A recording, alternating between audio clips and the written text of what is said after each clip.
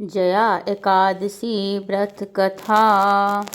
विष्णु भगवान की जय, माता लक्ष्मी की जय, माता एकादशी की जय। प्रिय भक्तों, आप सभी को माघ माह शुक्ल पक्ष जया एकादशी की हार्दिक शुभकामना।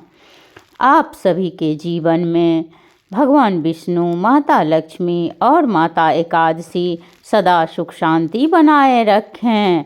आप सबको हर खुशियाँ मिले। आप लोग सदा स्वस्थ रहिए और खुश रहिए। आइए हम सब मिलके माघ माह शुक्ल पक्ष जया एकादशी व्रत का कथा सुनती हूँ और आप लोग भी सुनिए। धर्मराज युधिष्ठिर बोले कि हे भगवान, आपने माघ माह की कृष्ण पक्ष की षटतिला एकादशी का अत्यंत सुंदर वर्णन किया है। अब कृपा कर माघ माह के शुक्ल पक्ष की एकादशी की कथा का वर्णन कीजिए। इस एकादशी का नाम, विधि और देवता क्या और कौन से हैं, सब कुछ स्पष्ट बताइए। श्री कृष्ण भगवान बोले कि हे राजन, माघ माह की शुक्ल पक्ष की एकादशी का नाम जया है। इस एकादशी व्रत से मनुष्य ब्रह्म हत्या के पाप से छूट जाते हैं और अंत में उनको स्वर्ग प्राप्ति होती है। इस व्रत से मनुष्य कुयोनि अर्थात भूत प्रेत पिशाच आदि की योनि से छूट जाता है। अतः इस एकादशी के व्रत को विधि पूर्वक करना चाहिए। हे राजन, मैं एक पौराणिक कथा कहता हूँ।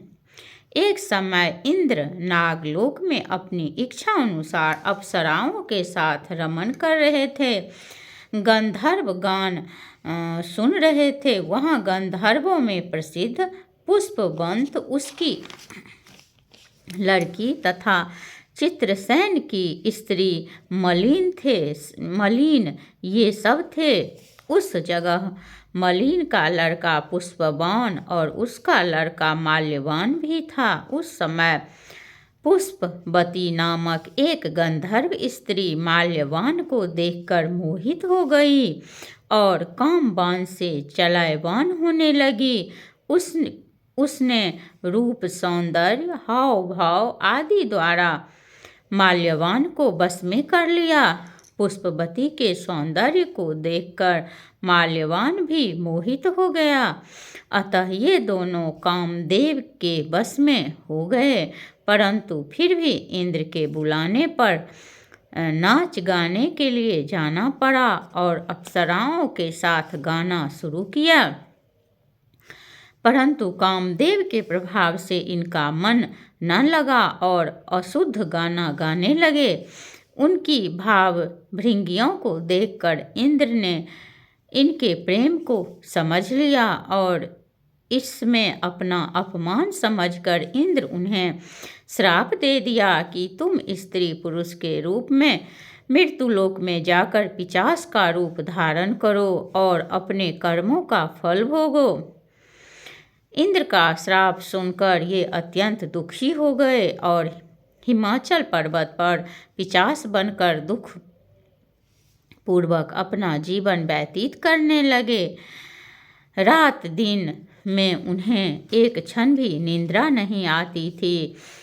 इस स्थान पर अत्यंत सर्दी थी। एक दिन पिशाच ने अपनी स्त्री से कहा, न मालूम हमने पिछले जन्म में ऐसे कौन से पाप किए हैं जिससे हमें इतनी दुखदायी यह पिशाच योनि प्राप्त हुई है।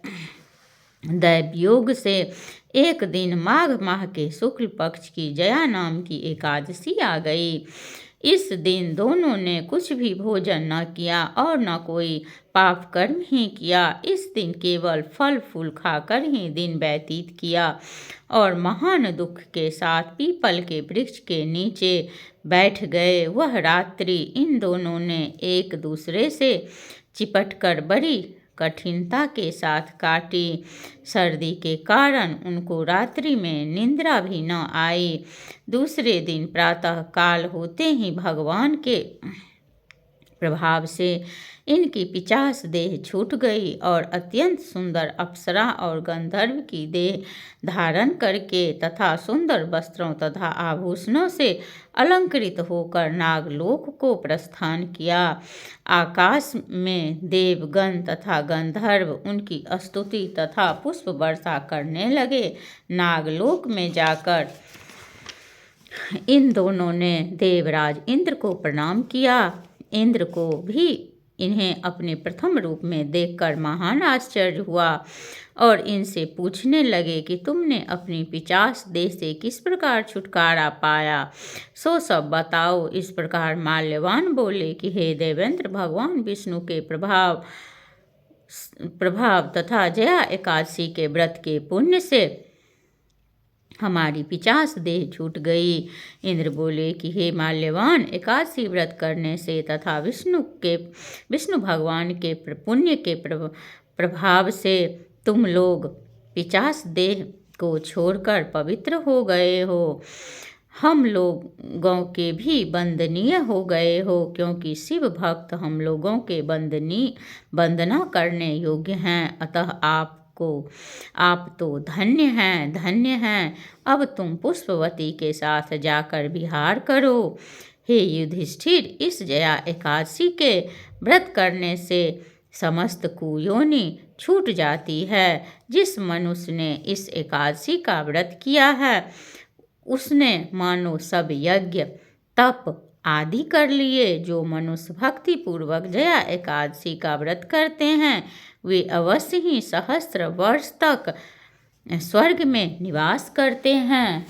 बोलो लक्ष्मी नारायण भगवान की जय। माता लक्ष्मी की जय। माता एकादशी की जय। श्रीमन्नारायण नारायण नारायण लक्ष्मी नारायण नारायण नारायण।